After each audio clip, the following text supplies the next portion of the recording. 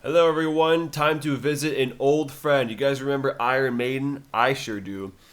This is an idea I've had floating around for a little while because I don't know if you guys have noticed, more often than not, the best song on each Iron Maiden album is either the first or the last one. I'm going to be going through and ranking every single first track and last track on every Iron Maiden album. Just the songs, not the albums themselves. So, obviously we're starting with the intros in this video, and next time we will do the outros. And I would say the intros are better than the outros, but there are still a lot of good outros. But unfortunately, not all of them are absolute bangers, which we have to get through the not so great ones. The songs that I have to wonder, why in the hell did you guys think to open up the record with these specific songs? In last place is going to be the latest album, Senjutsu's title track. And yeah, this is easily the worst song on this album. Like, I actively dislike the verses. Like, I love Nico. He's the GOAT. However, I absolutely hate the drum direction in this song, but honestly, it could also probably be blamed on the production because these last two albums do not sound the best. And specifically on this song, I hate how the toms sound so goddamn much. They just seem like they come in at random, and like each one is like panned differently, and each one is like louder than it needs to be. Like, I know, I get vocally he mentions like hearing the sound of distant drums, so thematically it makes sense. However, I can't stand listening to this song. Like, even vocally it's not great. This song has nothing to offer. And especially, not to get too far ahead of myself, but the way Book of Souls started versus this song, this was such a disappointment. And yeah, like, I know a lot of people don't really like the later Iron Maiden stuff, but it's just this song, I promise. Because you go back and you watch my ranking, I fucking love Senjutsu as their album, but this opening song sucks. Okay, and to one of the most forgettable Iron Maiden albums / songs, Tail Gunner from No Prayer for the Dying. And yeah, it's just not good. I mean, like, from the crazy highs from the last album they did, which is my favorite album, there is just not a single cool part in this song anywhere. It's a whole big giant nothing burger of a song, but at least it doesn't assault my ears like Senjutsu does. A Different World from A Matter of Life and Death is just kind of lame. Like, the chorus is pretty weak, or maybe it's the pre-chorus, I don't really know, but it's like the low spoken part. Whatever that part is, I don't really like that section at all. It's a pretty good album, but this is a bizarre choice to start the record with, because it's just like, this doesn't get me in the mood. This makes me want to turn the record off, but I don't want to because the rest of it is pretty damn good. And the longest song that they've chosen to open a record with, Sign of the Cross from the X Factor. I seriously don't know why the fuck it's so long. Like, why? I mean, the whole record is like really way too long, and this song is just one of those. And I mean, it's pretty much the only song they'll play off this record anymore, so I mean, there's that at least. Like, the intro is cool and ominous. The chorus is decent, but the verse leaves a little to be desired. The bridge is kind of like hella boring. Like, it's really simple and it goes on for so long. It's just kind of like, alright, get on with it. But at least has a solo section, which is pretty good. Easily the best part of the song. But yeah, we have not gotten to the bangers yet. Okay. I understand that people fap over to Number the Beast. I, for the life of me, do not understand besides like the 4 songs that I like. Invaders is not a great intro. Like Bruce's intro definitely could have been better. I don't know what song they could. Just fuck it. Start with Run to the Hills. Just start with that one. Why not? Like it gets you in the mood with the drum beat. It's like hell yeah, let's go. It's a fast-paced song, and this one, I mean, it's just kind of like a mid song. Like the chorus kind of sucks. The pre-chorus is probably the best part. I really like the like the hi-hat chokes. That's pretty neat. I mean, there's definitely worse songs on the album. Like, it's definitely not no 22 Arcadia Avenue or Gangland or Total Eclipse. But, like, yeah. Not a great track. All right, and there goes half my viewers because I insulted the precious number of the beast. But to those sticking around, good on you. Because next up we have Wildest Dreams from Dance of Death, and it's really just the chorus I like in this song. It's pretty catchy. Like, I always forget about this song. Like, I'm like, I don't even know that song, but when that chorus comes on, it's like, oh shit, yes I do know the song. Like, there's kind of like a formula to a lot of these songs, and this is kind of one of those. However, it's not one of the better ones. Like, it's decent, but I think the next song this is the final song in the, like, this is like kind of whatever territory. Now we're actually getting to the decent songs. Kicking it off with Wrathchild from Killers. Now I know how a lot of you know how I feel about Killers. We're not going to talk about where I place that album amongst their catalog. And also, to be clear, I understand this is not the first track. However, the Ides of March is just like a minute and a half, and it serves as just an intro, so it's not really a song. So I'm putting in Wrathchild in its place because it's the first actual song of the album.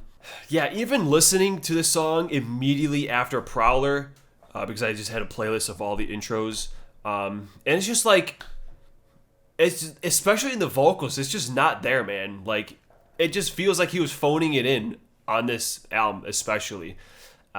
But, like, I don't know. I mean, the coolest part of this song is the synchronated hits between the band. The chorus is decent, too, at least. It's at least memorable. I remember it. Partly probably because the sound cover. But, yeah, it's a decent track. Like, I would say it's a good song, but it's just not quite on the same level as that first record. Okay, I know Virtual 11 isn't that great of a record. However, Future Real on its own is a decent opener. Like, the verse is okay, but the chorus I do very much enjoy. Even the vocals like don't irritate me as much as probably a lot of Iron Maiden fans. Like, there's some solid riffs on this song. The post solo is pretty good. It's under 3 minutes. You know, it's quick and easy. Nice little intro to the album.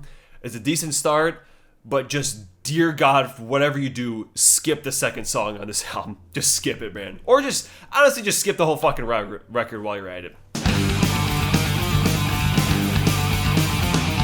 Fear of the Dark is not a good album, but Be Quick or Be Dead is a pretty damn good opener. Like, it is one of 2 good songs on this album.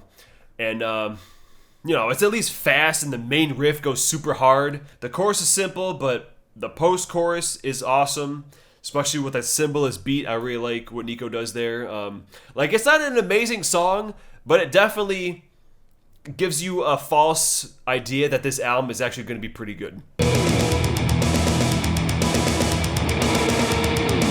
Alright, so Satellite 15, Final Frontier. This one pretty much just combines the intro with the actual first song, unlike Killers, which separated them. This record gets shit on all the time, but one thing is for certain, this is a great way to start a record because, man, it puts your ass in the fucking mood. With like the heavily delayed drums and the screeching leads and that constant chugging, it's definitely a mood setter. It's a little too long. Like, the intro is like 4 minutes, so I don't think it needs to be that long. But then once we kick it into the actual Final Frontier song, it's a nice groovy, like, halftime feel. The chorus just being the title is whatever, but like it's at least sung well, so there's that. But yeah, it's like a nice change of pace. It's certainly unique. It's different from a lot of the songs, and yeah, like okay. But now we're getting into the reasons why I said yeah, the first songs on these albums are pretty fucking goddamn good. Because first up, we have Wicker Man from Brave New World. I mean, honestly, I think this song really soars in the chorus. You got like the double bass, and that happens like once in a blue moon. You never hear that shit on a Maiden record. Like you got the harmonized vocals, the lead. It's a very typical song structure. Like the verse stays low, pre-chorus goes up a bit, and the chorus like ascends up here, and then the ending woes just like it's like icing on the cake. This is a pretty goddamn kick-ass song. It's a pretty goddamn kick-ass album. Prowler not only debuts the album itself, but it also debuts Maiden themselves. And immediately off the bat, bro. Immediately, it's like, hell yeah. The lead guitar kind of verges on annoying, but it's cool enough. Got fun verses. You got the catchy chorus. I really like the pauses in the song. The bridge and the solo go pretty hard. The first album is just pretty goddamn fucking good. And this is a great way to kick that album off and the career itself.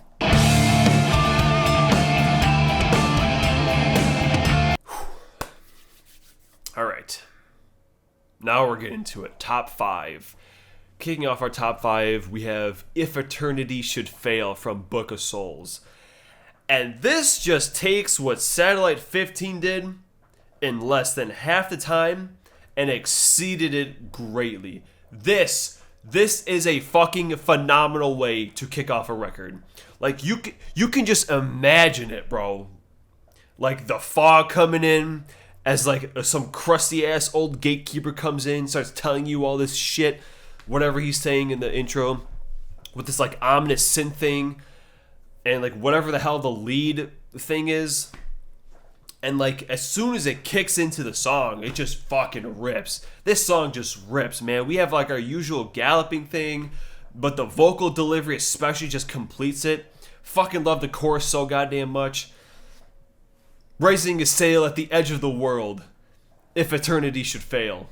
Waiting in line for the ending of time, if eternity should fail. So goddamn cool. But honestly, the transition to the bridge with the tom thing, it kind of sucks. But the solo section is great. I mean, as they are in all these records. And this is what I mentioned, why Senjutsu was such a goddamn disappointment. Because how absolutely amazing this song kicks off. It's one of the best songs on the album. Obviously, because that's what this whole video was themed by. And yeah. And then you have like that weird ending thing, which like I always forget about it. Like I always skip the song after it goes ham and it goes out. I guess it's more of like a context thing. If you're listening to the record, it's fine, but you really don't have to stick around for it. But yeah, goddamn, the song is great. Well, I do very much enjoy the synth duo of Iron Maiden's catalog, and this is one of the best songs. I mean, the intro is just great. Love the guitar on that, especially like when everything kicks in with like the doubles and the kick. That goes pretty hard. I really like the pre-chorus riff. Honestly, the chorus itself is probably the weakest part of the song because he just has the title over and over again, like Final Frontier. Kind of wish there was more to that, but I do like the chords underneath all that stuff. And the post-chorus thing is pretty kick-ass. And then you got the riff under the solo, which breaks into another great riff, and then like the riff leading out of the solo. Like the whole solo section is just fantastic. But yeah, this is just a great way to kick off a record.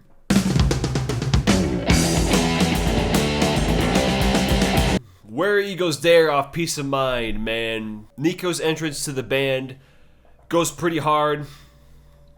You got that pretty cool ass opening drum fill. The main riff coming in kicks a lot of ass. I mean, honestly, Nico does kind of carry this whole song. Like, all the snare rolls everywhere. It just has, like, so much energy. And the bridge is kind of weird. It has, like, with those samples, but it's cool. And the synchro thing.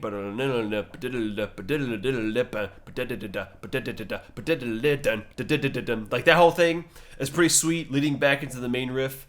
And then, like, the final, like, the hell note of where he goes there. All that shit.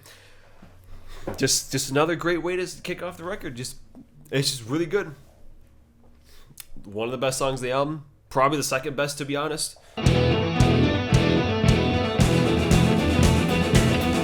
Okay, Moonchild, I didn't think I was going to have this high because obviously it's my favorite album. And I know how it starts.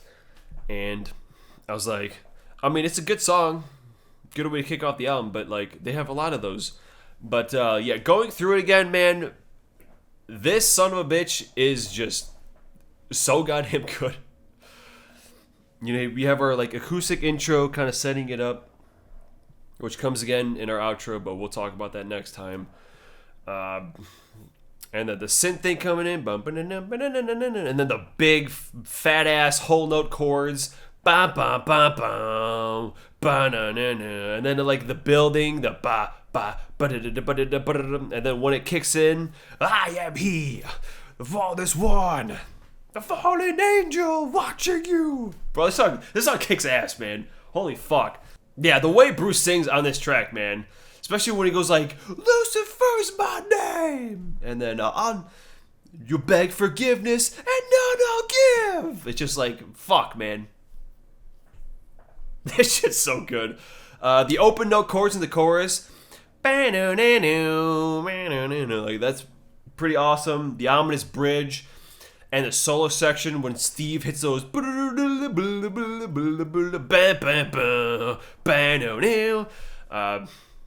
yeah, Moonchild is pretty fucking good, man.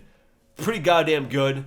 I really like it, but obviously it's pretty hard to compare to our number one over here, which I think you guys already knew what it was going to be, right?